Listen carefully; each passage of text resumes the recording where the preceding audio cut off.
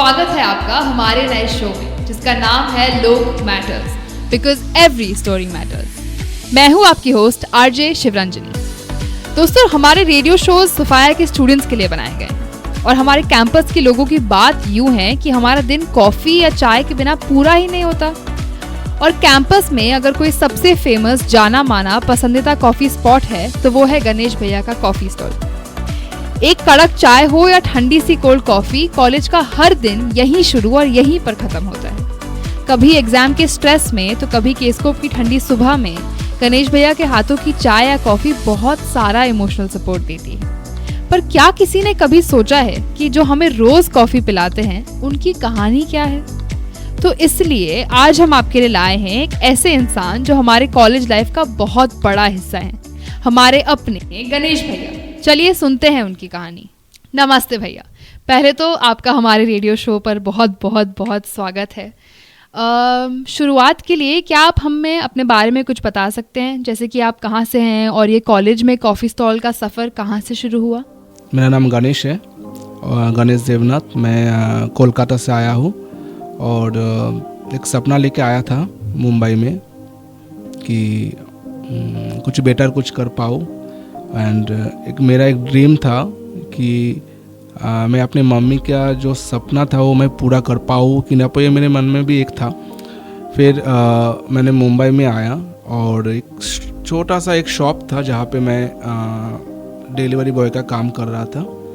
फिर वहाँ से कुछ 1-2 दिन के बाद मुझे एक फ्रेंड ने मुझे कॉफ़ी शॉप के लिए ऐसा कुछ बोला था कि काम के लिए। तो मैंने वहाँ से शॉप से एक दिन छुट्टी लेके मैंने सोफिया कॉलेज में कॉफ़ी शॉप में आया और वहाँ पे देखा कि यहाँ तो लड़की लोगों का पूरा झुंड है, जहाँ पे मैं बहुत डरता था। एक्चुअली मैंने लड़की लोगों से कभी ऐसे बात भी नहीं किया और मुझे इतनी डर फील हो रहा था कि मैं उन लोगों से कैसे बात करूं एंड वो लोग कुछ अगर मुझसे क्वेश्चन करे तो मैं कैसे आंसर दूं। फिर धीरे धीरे मैंने 1-2 दिन वहाँ पे खड़े होकर सब कुछ देखने लगा और जो मेरा सीनियर था उन्होंने मुझे संभाला और उन्होंने बोला कि डरना नहीं, जो भी है मन में जो भी है उसको मन में रखो, बट जो जिस सपना लेके तुम आए हो और जिस काम के लिए आए हो उसको दिमाग में रखो, बस और कुछ नहीं। तो धीरे धीरे फिर बात करते करते कॉफ़ी शॉप का सफ़र शुरू कर दिया और आज 14 इयर्स हो गया मैंने सोफिया कॉलेज में कॉफ़ी शॉप में रेगुलर कॉफ़ी शॉप ओपन करना एंड काम करना। 14 साल पहले कोलकाता से मुंबई तक आए थे तो क्या सोच कर आए थे? जैसा कि आपने कहा आपका एक सपना था, अपनी मम्मी का एक सपना पूरा करना था, वो क्या सपना था? सपना ये था कि मैं ज़्यादातर घूमता रहता था, पढ़ाई नहीं किया। तो मेरा मम्मी का एक ही सपना था कि आगे जाके मेरा लड़का क्या करेगा। तो ये मैंने मम्मी को बहुत टाइम तक रोते हुए देखा था, मेरे बारे में सोचते हुए देखा था। तो मैंने मन में एक सपना सोचा कि आज नहीं तो कल कुछ ऐसा कुछ करूँगा जिससे मेरे मम्मी को प्राउड फील हो। और यही सोच लेके मैंने मुंबई में कदम रखा और फाइनली मैंने मेहनत किया और थोड़ा अपने काम पे फोकस किया। तो धीरे धीरे मैंने काम करते करते मेरा मम्मी का जो सपना था आज जो सपना पूरा किया, तो मुझे कुछ बहुत अच्छा फील होता है और प्राउड फील होता है कि मैंने लाइफ में जो मम्मी ने मेरे लिए जो सोचा था, जो सपना देखा था मैंने, मम्मी का सपना वो पूरा कर पाया। यही मेरा ड्रीम लेके मैंने मुंबई में आया। आज मैं सक्सेस हो पाया सोफिया कॉलेज के वजह से और सोफिया कॉलेज के जो सर, स्टूडेंट एंड टीचर लोग हैं मुझे बहुत सपोर्ट किया। इसके लिए मैं उन लोगों का सबको धन्यवाद करना चाहता हूँ। तो आपने 14 साल पहले जब मुंबई में कदम रखा और आपने ये काम शुरू किया कॉफ़ी स्टॉल का, तब आपकी मम्मी का रिएक्शन क्या था? आपने उन्हें कैसे बताया और इन 14 साल में उनका रिएक्शन कैसे बदला है? आज वो कैसा फील करती हैं इस बारे में? 14 साल पहले जब मैं आया था तब मेरे जेब में 1 रुपया भी नहीं था।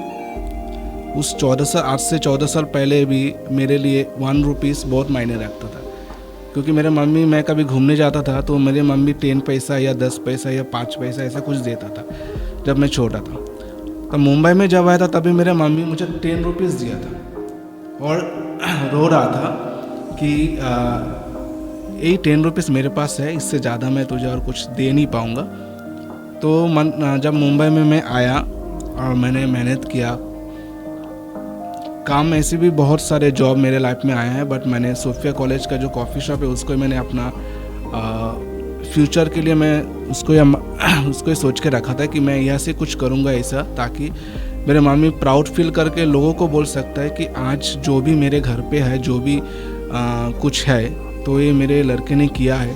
ये जो खुशी जो रहती है ना, तो ये मेरे लिए सबसे बड़ी अचीव होती है। और मेरे मम्मी के चेहरे का जो स्माइल, ये मेरे लिए सबसे ज़्यादा मायने रखते हैं। मैंने ज़िंदगी में बहुत पैसा कमाऊँगा, बहुत शोहरत कमाऊँगा, बट जो मम्मी का जो एक छोटा सा स्माइल जो रहते हैं ना, कब जो गर्व से बोलते हैं कि मेरा लड़का ने किया है, वो मेरे ज़िंदगी का सबसे महत्वपूर्ण, मतलब बोलते हैं ना कि सबसे कीमती चीज़ जो होते हैं, वही है मेरे मम्मी का स्माइल। तो वो मैंने हासिल किया, और मेरे मम्मी जब गर्व से बोलते हैं ना मेरे लाइफ में, वही सबसे बड़ी चीज़ है। तो आप आज वो कैसा महसूस करती हैं इस बारे में कि आप 14 साल से यहाँ हम सब बच्चों की ज़िंदगी में जो बदलाव ला रहे हैं रोज़, इस बारे में उनको कैसा लगता है?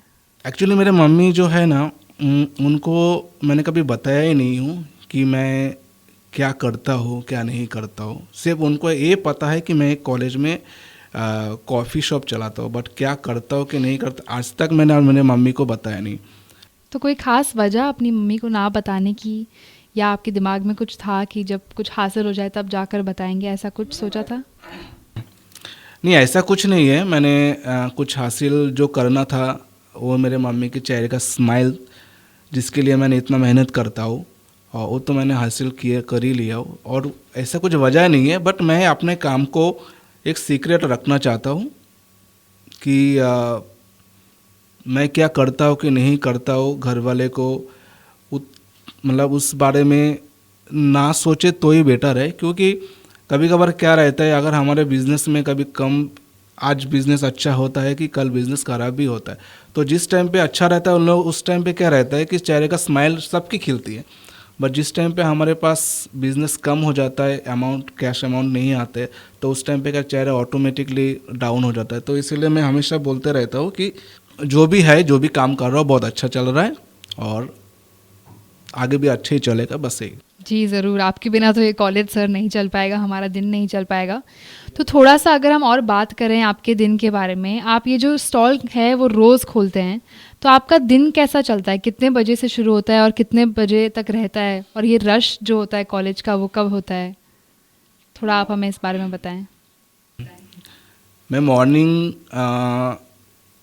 6 बजे स्टॉल ओपन कर देता हूँ, और इवनिंग 5 बजे तक मेरा स्टॉल खुले रहता है। मैं मॉर्निंग में 6 बजे इसीलिए आता हूँ क्योंकि बहुत दूर से लड़के लोग ट्रैवल करके कॉलेज में आते, थक जाते, कोई नींद में रहते, कोई घर का परेशानी में रहते, किसी का सर दुखने लगता है ट्रेन में सफ़र, किसी का नींद पूरा नहीं होता है। तो मैं क्या सोचता हूँ, मैं अगर थोड़ा सा पहले टाइम आके सारे चीज़ें रेडी करके, अगर जो लड़की इतना थक के आती है, नींद भी उसका पूरा नहीं होता है, एक्चुअली उन लोगों को तो पढ़ाई का टेंशन रहता है, तो कॉलेज में आने के बाद तुरंत उसको अगर एक कड़क चाय या कॉफ़ी मिल जाए, तो उसके चेहरा का जो स्माइल होता है ना, वो खिल जाता है, उसका स्ट्रेस कम हो जाता है। तो इसीलिए मैंने थोड़ा स्टॉल पे टाइम देता हूँ ताकि किसी को कोई भी तकलीफ़ ना हो। और एक कॉफ़ी से अगर उसका दिन शुरुआत अच्छी होती है, तो मैं तो बोलूँगा मैं तो सुबह 5 बजे भी आ जाऊँ, क्योंकि मेरे लिए कॉलेज में जो मेरा कॉफ़ी शॉप है, एक शॉप नहीं है, मेरे लिए एक मंदिर है। और मैं चाहता हूँ कि इसी जगह पे जो भी आते हंसते हुए ही जाए। सही बात है भैया, आप शायद समझ ना पाए कि रोज़ जो लोग आपके पास कॉफ़ी लेने आते हैं, वो मतलब खुशी से आते हैं, जानते हैं कि इस कॉफ़ी से शायद उनका दिन बदल जाए। तो ये हम सबकी रोज़ की कहानी है। तो मैं ये जानना चाहती हूँ कि ये जो 30 मिनट का हमारा रोज़ ब्रेक होता है 11:30 से 11:30 तक, उसमें आपके स्टॉल पर कैसा रश देखा है? हमने देखा है कि आप अक्सर अकेले होते हैं, तो ये सब आप मैनेज कैसे कर लेते हैं? और कभी ऐसा हुआ है कि किसी को गलत ऑर्डर दे दिया हो, या पैसे लेना भूल गए हो, या ऐसा कुछ आपने देखा हो? ऊपर वाले ने हमें जो दिमाग दिया है और 2 हाथ दिया है, तो मैं सोचता हूँ कि 30 मिनट्स का ब्रेक रहता है, और उस टाइम पे 100-150 बच्चे लोग मेरे शॉप के सामने आ जाते हैं, गणेश भैया मुझे कॉफ़ी चाहिए, गणेश भैया मुझे चाय चाहिए, गणेश भैया मुझे हॉट चॉकलेट चाहिए। बट उनके पास टाइम ही रहता है 30 मिनट्स, उसमें वो लोग कॉफ़ी भी पीते हैं, खाना भी खाते हैं और दोस्त लोगों से 2 मिनट बात भी कर लेते हैं। अगर मैं उस 30 मिनट्स में अगर उनका जो चीज़ें मांगने के लिए आए हैं व जो चीज़ उन लोगों को चाहिए अगर मैं दे नहीं सकता, तो कॉफ़ी शॉप में मेरा रहना कोई बड़ी बात नहीं है।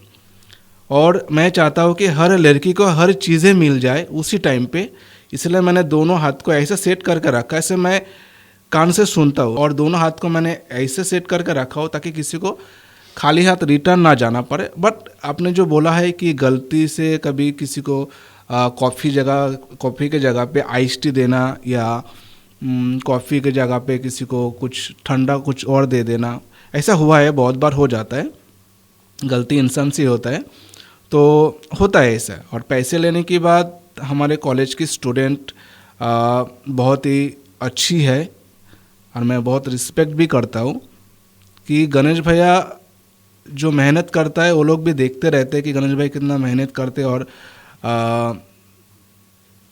मैं तो ऐसा कभी सोचा भी नहीं होगा कि लड़के लोग स्टूडेंट लोग मुझे इतनी भरोसा करता है कि मैं कभी किसी का पेमेंट भी चेक नहीं करता हूँ, देखता भी नहीं हूँ, पर उन लोगों को भी एक भरोसा है, से बोल देते हैं गणेश भाई मुझे ये दे दो। मैं कभी उनको बोलता भी नहीं कि भाई तुम्हारा पेमेंट आया नहीं भाई, ऐसे कुछ। वो लोग ऑटोमेटिकली पेमेंट कर देते हैं। अगर कोई भूल भी जाता है तो इवनिंग में मैं देखते रहता, शॉप बंद करने के बाद भी मेरे मोबाइल पे पेमेंट आते रहते, या किसी नेक्स्ट डे वो लोग खुद से आके बोल देते कि भाई नेटवर्क प्रॉब्लम था, आपका पेमेंट नहीं आया, तो प्लीज़ आपका पेमेंट ले लीजिए। बट ये सब चीज़ें मुझे बहुत अच्छे लगते हैं एंड मैं बहुत धन्यवाद करता हूँ हमारे कॉलेज के स्टूडेंट लोगों को कि मुझ पे इतना भरोसा रखा। ये तो सही बात है, ये तो अक्सर हमने भी देखा है, भरोसा तो आपका बेकरार है। मैं कॉलेज में पहले हफ्ते में आई थी तो मैं रोज़ ऐसा एफर्ट डालती थी ताकि आपको दिखा दूं कि पेमेंट हो गया। फिर मैं धीरे धीरे समझने लगी कि आप भी जानते हैं ट्रस्ट है और हम भी जानते हैं ट्रस्ट है, तो अब मज़े आते हैं ये सोचकर कि काफ़ी वक्त हो गया है इस बात को। अब हम ऑर्डर्स की बात कर ही रहे हैं तो मैं आपको ये बता दूं, जैसे आप जानते भी हैं मेरा फेवरेट ऑर्डर आपके स्टॉल से तो कोल्ड कॉफ़ी ही है। बट पब्लिक का डिमांड क्या है, कौन सा है आपका सबसे फेमस ऑर्डर जो रोज़ मतलब 100 लोग लेकर जाते हो? मेरे शॉप पे सबसे फेमस ऑर्डर जो होता है वो है कोल्ड कॉफ़ी। कोल्ड कॉफ़ी का बहुत सारा वैरायटीज़ है, जैसे कि आपने बोला आपका ऑर्डर मुझे पता है, बट ऐसे बहुत सारे लड़के लोगों से मैं चेहरा देख के ही बोल देता हूँ कि उसको क्या चाहिए रहता है। कोई कोई लड़की कॉलेज में आ रही है तो मेरे से 10 कदम दूर भी रहता है ना, तो मैं अगर उसका आँखों में भी देखता हूँ ना तो भी मैं समझ जाता हूँ तो उसको क्या चाहिए रहता है, तो मेरा उसके लिए बना देता हूँ। और सबसे ज़्यादा मेरे कॉफ़ी में मतलब कॉफ़ी शॉप पे कोल्ड कॉफ़ी सबसे ज़्यादा सेल होता है एंड आइस टी उसके बाद। मतलब आपके इतने सारे वैरायटी हैं ऑर्डर्स के, ऐसा कोई ऑर्डर जो सबसे लीस्ट सेल होता हो, मतलब किसी ने शायद कभी मांगा ही ना हो क्योंकि आपकी कोल्ड कॉफ़ी इतनी चलती है तो ऑप्शन ही नहीं मिलता दूसरे ऑर्डर का? Mint ice tea. कॉफ़ी में ग्रीन कॉफ़ी भी जो है, जो कभी कभी कोई मांगते हैं बट मैं दे नहीं सकता, एक्चुअली मैं दे नहीं पा रहा हूँ उनको। और मिंट आइस टी जो है जो मेरे शॉप पे कुछ दिन के लिए मैंने चालू रखा था बट फिर उसको बंद कर दिया। आज भी स्टूडेंट लोग बोलते हैं कि मिंट आइस टी हो गया। एंड चाय लाटे जो है एक नया प्रोडक्ट लॉन्च किया है जो मेरे तरीके से मैं बना के देता हूँ सबको। कुछ जिसको पता है वो आते हैं चाय लाटे पीने के लिए। एंड सबसे जो चीज़ है जो मिंट आइस टी जो मैं नहीं दे पा रहा हूँ। तो आप जैसे बात कर रहे हैं चाय लाटे की, कभी ऐसा हुआ है कि किसी ने आपसे कोई नई रेसिपी बनाने के लिए बोला हो, कुछ बिल्कुल ही मतलब अजीब या मज़ेदार सा ऑर्डर मांगा हो? वही चीज़ है चाय लाटे, जो मुझे भी पता नहीं था कि वो चीज़ से इतने जो नॉर्मली हॉट चाय आप पीते हैं उसको हम अगर कोल्ड करके, नॉट आइस टी, अगर उसको कोल्ड में अगर बना के देंगे तो कैसे टेस्ट होता है। तो एक दिन एक स्टूडेंट आया तो मुझे बोला चाय लाटे, तो मैं भी शॉक हो गया क्योंकि मैंने चाय लाटे कभी बनाया नहीं था। तो उसी स्टूडेंट ने मैंने उनको बताया कि गणेश भैया ऐसे ऐसे बनाने का। तो मैं बोला ठीक है, तुम आपके तरीके से आपने बताया और मैं कुछ अलग तरीके से आपको बना के देता हूँ। तो मैंने अपने तरीके से उसको बना के दिया चाय लाटे, बट बहुत अच्छा उसको लगा और मुझे भी कुछ सीखने को मिला है। तो कभी आप लोग ट्राई करो चाय लाटे, इट्स गुड। जी ज़रूर है, मैं कल सुबह आकर आपसे कोल्ड कॉफ़ी की जगह चाय लाटे लेकर जाऊंगी। तो आपके स्टॉल पर जैसे आपने कहा कितने कितने सारे लोग आते हैं एक दिन में, 100 ऑर्डर तो होंगे, हज़ारों फरमाइशें होंगी और ये काम आसान नहीं है। पर फिर भी आप हमेशा जब भी हमसे मिलते हैं, रोज़ मैं आपको देखती हूँ, आप बड़े पॉजिटिव और एनर्जेटिक मिलते हैं, आपके चेहरे पर स्माइल होती है, हम बातचीत करते हैं। तो कैसे करते हैं आप ये सब, ये कैसा मैनेज होता है कि रोज़ अच्छे मूड में स्माइल कर कर दोस्त मतलब बच्चों को कॉफ़ी पिलाना है, ऐसा कैसे कैसे करते हैं आप? मैंने पहले ही बोला था ना कि हमारे कॉलेज के स्टूडेंट इतने अच्छे हैं। मैंने अपने कॉलेज में स्टॉल पे अगर कोई प्यार से कुछ मांगे, अगर किसी के पास कुछ भी ना रहे, कैश नहीं रहे व ऑनलाइन पेमेंट में सर्वर का प्रॉब्लम हो, मेरे शॉप पे एक चीज़ है, अगर आप प्यार से कुछ भी मांगते हो ना तो गणेश भैया के शॉप पे मिल जाता है। और सबसे बड़ी चीज़ जो होता है कि आपके चेहरे का जो स्माइल, वो स्माइल अगर रहते हैं, अगर सोचो मैंने आपको कॉफ़ी दिया, आपने स्माइल से बोला सो गुड, तो मुझे ऐसा लगता है कि तभी मेरा एनर्जी और ज़्यादा बढ़ते रहते हैं कि मैं इससे भी कुछ और अच्छा करूँ ताकि उसको और अच्छा लगे। तो वो जो आपके चेहरे का जो स्माइल रहता है ना, वही मेरे एनर्जी मेंटेन करते हैं। अगर कॉफ़ी के पीने के बाद अगर आप बोलोगे कि नहीं सो बैड, तो मेरा एनर्जी लेवल ऐसे ही डाउन हो जाता है कि मैंने उसको क्या बना के दिया जो उसको अच्छा ही नहीं लगा। तो आपके चेहरे का जो स्माइल रहता है ना, वो मेरे एनर्जी का दवा सोच लो। कोई पागल ही होगा सर जो आपको आकर कह रहा है आपकी कॉफ़ी अच्छी नहीं, क्योंकि मैंने तो जब शिफ्ट हुई थी मुंबई दिल्ली में अपने माँ बाप को कहा था कि देखो मुझे मिल गए हैं कोई जो बहुत अच्छी कॉफ़ी बनाते हैं, मेरा कॉफ़ी का सीन सॉर्ट हो गया है रोज़ सुबह। तो मुझे ये जानना था कि हमने ऐसा अक्सर देखा है कि आप जो जैसे आपने विश्वास की बात करी, आप बच्चों पर बहुत भरपूर विश्वास रखते हैं। कभी ऐसा हुआ होगा किसी बच्चे ने आकर कहा कि अभी मंथ एंड चल रहा है, पैसे थोड़े कम हैं तो बाद में दे देंगे या ऐसा कुछ, तो ऐसा जानना था कि कोई मोमेंट जिसकी वजह से आप बच्चों को थोड़ा और गौर से समझ पाए, किसी की बात को और समझ पाए और फिर आगे वही कंटिन्यू किया, ऐसा कुछ? बचपन की यादें ताज़ा कर दिया आपने। हम जब छोटे थे तभी, पहले भी मैंने बोला था कि मेरी मम्मी 10 पैसा या 20 पैसा देता था, तो हमारे जेब में कभी पैसा नहीं रहता था। हम लोग किसी शॉप के बाहर या किसी चाय के दुकान के बाहर जाके बिस्किट के लिए बोलता था कि काका या दादा जो भी रहता था हमें एक बिस्किट दे दो, तो हमारे पास पैसा नहीं होता था। तो हम लोग ग्रुप में जाते थे, 2-3 दोस्त लोग जाते थे, तो हम लोगों को मिलता नहीं था। तो उस टाइम पे भी बहुत बुरा लगता था कि आज हमारे पास पैसा नहीं है तो उन्होंने हमें दिया नहीं। तो वही चीज़ मेरे दिमाग में ये आता है और फील भी होता है कि कोई मेरे शॉप में आए, होता है प्रॉब्लम, सबका होता है, मेरा भी होता है, ऐसा कुछ नहीं, बट हर किसी के पास हमेशा पैसा नहीं रहता है।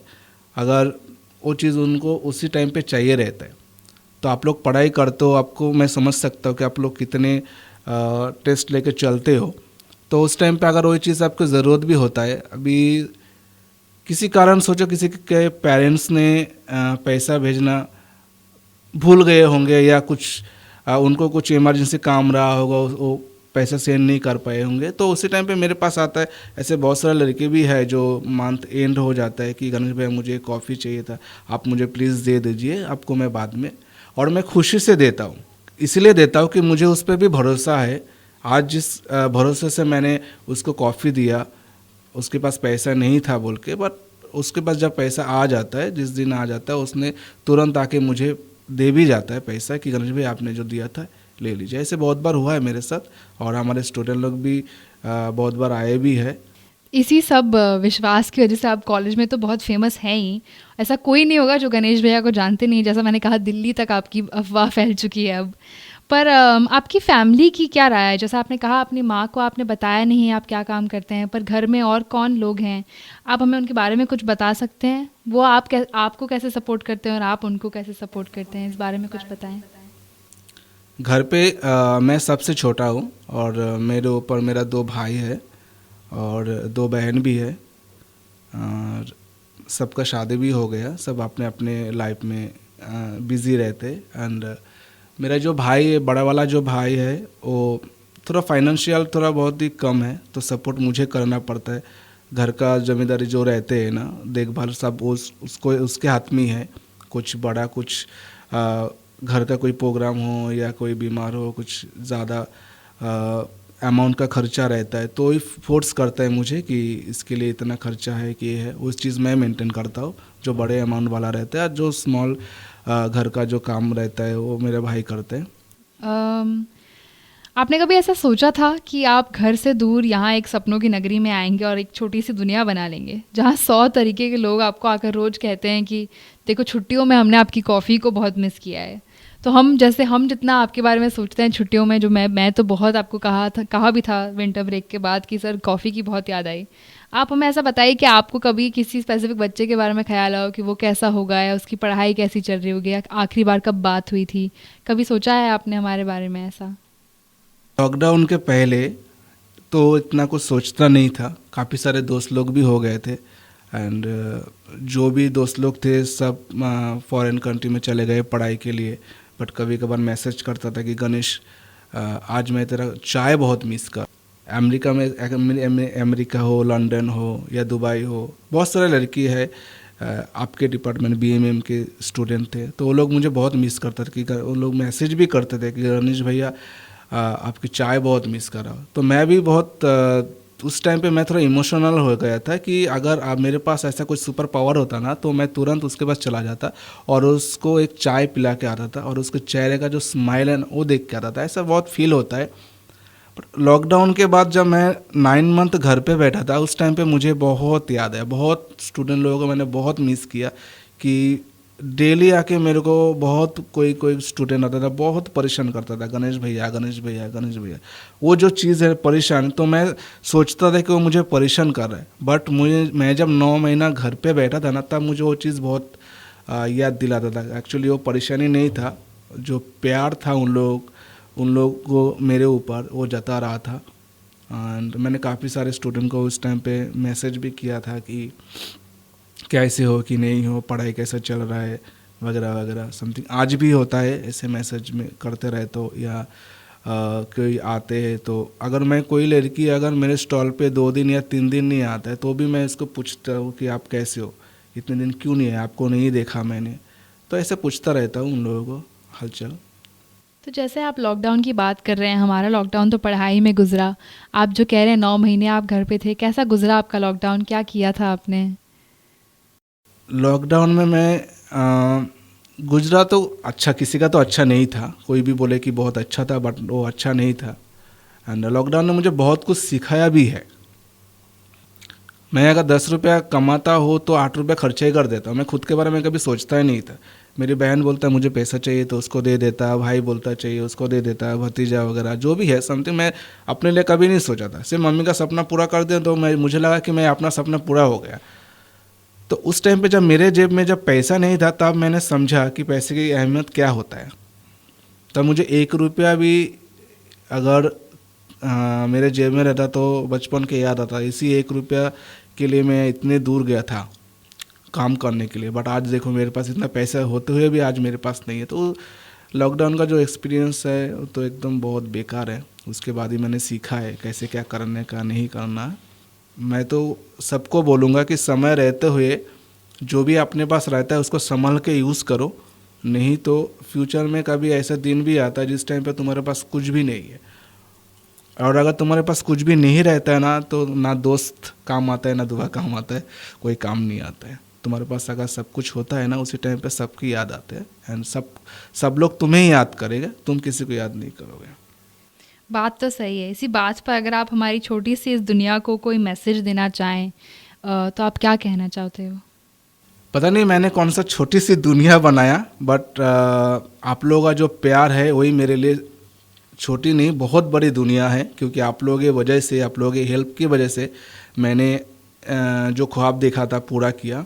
एंड मैं सबको यही बताना चाहूँगा कि मेहनत करते रहो। एंड जितनी मेहनत तुम करोगे और जो भी काम कर रहे हो, चाहे पढ़ाई करते हो या चाहे काम करते हो, चाहे छोटे से दुकान में काम करते हो, उसी चीज़ को एक मकसद बना के काम करो या एक मकसद अपने ज़िंदगी में बना लो, तो ही तुम बहुत आगे बढ़ सकते हो। और जो मकसद में तुम काम करोगे या कुछ भी करना चाहते हो तो आप उसको हासिल कर सकते हो। बस यही मैं सबसे गुजारिश करूँगा कि मेहनत करते रहो, कभी भी हार मत मानो। अगर एक बार अगर मन में सोच लिया कि मैं हार मान लिया तो ज़िंदगी में तुम कभी आगे बढ़ नहीं पाओगे, और हार के बाद ही जीते।